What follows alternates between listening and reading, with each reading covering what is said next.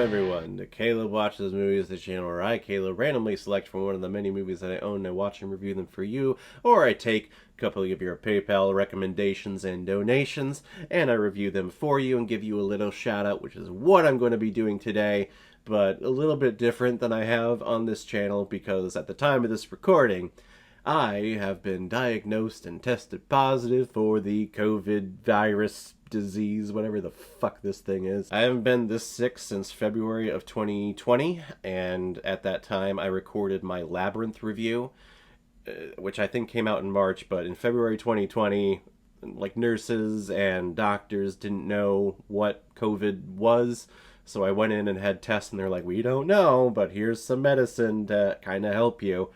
This, what I'm feeling today, is exactly what I felt then.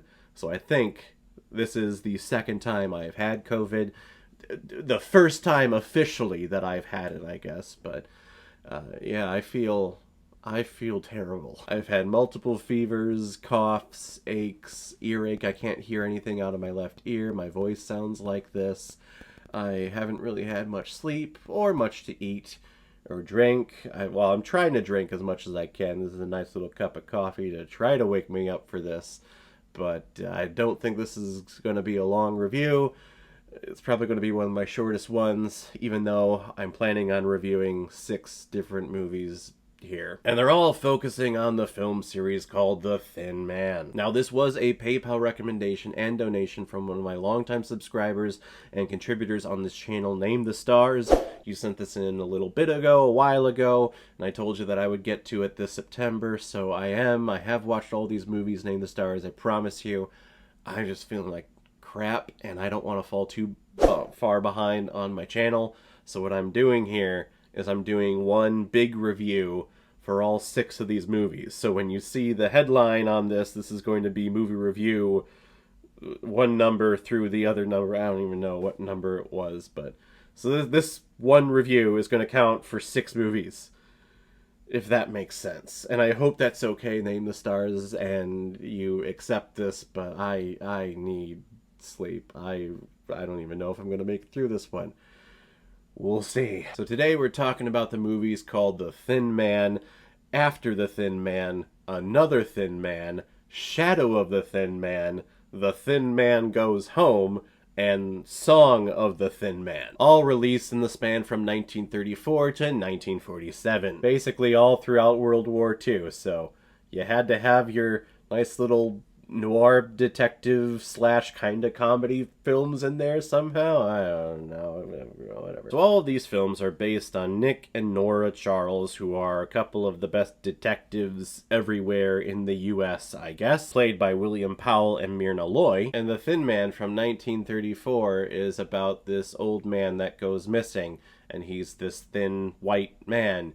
And that's how Charles goes around describing him when he's asking people about him. Says, oh, he was a thin white man, and that's where this title comes from, just from this one guy, The Thin Man. So in The Thin Man, 1934, an old guy gets killed, and then in After the Thin Man from 1936, another man gets killed, and the Charleses investigate on it, and George Bailey's in it, so that's cool. And then in Another Thin Man, another guy gets shot, and they have a baby.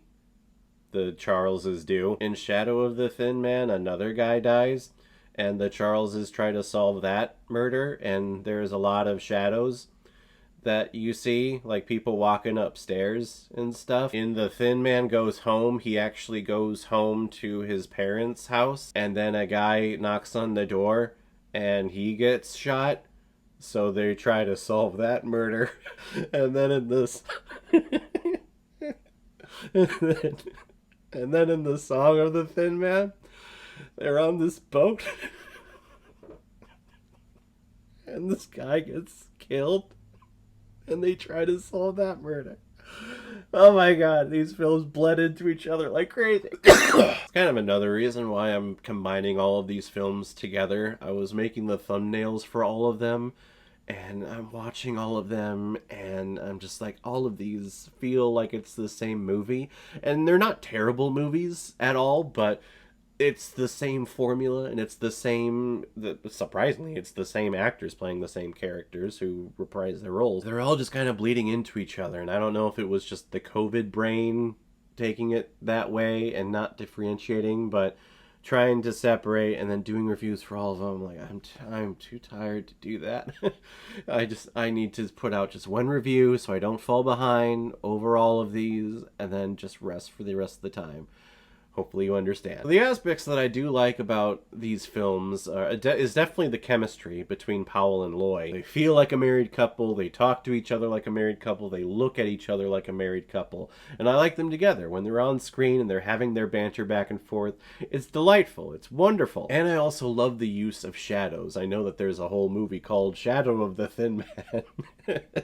but that's what these films are really known for, is its use of shadow, and I love shadows in films. I love silhouettes. So to see people sneaking around, going upstairs, but then to see that someone is following them and you just see their shadow coming up the stairs before you actually see the person in frame.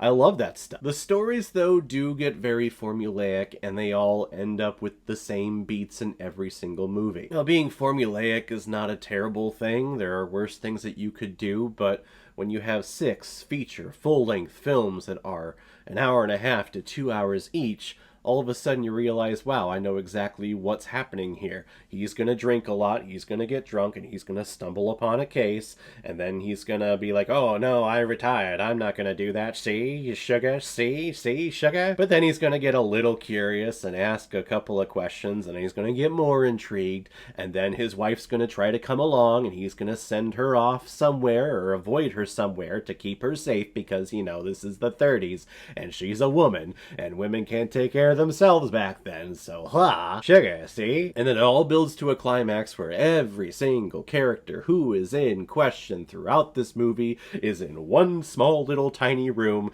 and that makes absolutely no sense to me here in 2022 and the court system and forensic science that we have. Seeing how it was done back then, it's pretty freaking ridiculous. And he's able to get whoever is the guilty person to just spill their guts there in this random room where there's some cops and everyone else. Yeah, I murdered him, you see, but he was driving me crazy, but I'd do it again, you see? Sugar! I'm so tired, leave me alone. Every single film is like that. It's so unrealistic. And I like a good murder mystery. I like a good classic murder mystery, too. I'm very big on the Hercule Poirot series by Agatha Christie. But to have this Nick Charles guy being so swarmy and so cocky, and not